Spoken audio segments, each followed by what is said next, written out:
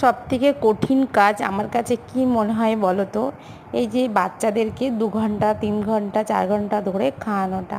তো আমার কাছে খুবই কঠিন কাজ হলো এটা। সমস্ত কাজ করতে ভালো লাগে কিন্তু এই 2 ঘন্টা 3 ঘন্টা ধরে খাওয়াতে ভালো লাগে না।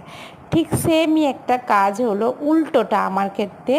যদি বলো কি, তো আমার বাবু যখন ভাত খায় কোনো ফোন দেখে না, ও রং করতে বসে, রং করে, এদিকে আমি তাড়াতাড়ি ফটাফট ভাত দিই, ও ফটাফট খেয়ে নেয়।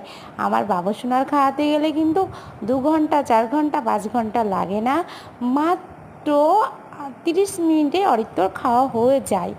তো তোমাদের কেমন লাগলো ভিডিওটা অবশ্যই তোমরা কমেন্ট করে জানাবে।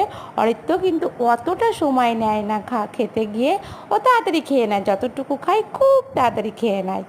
ওকে।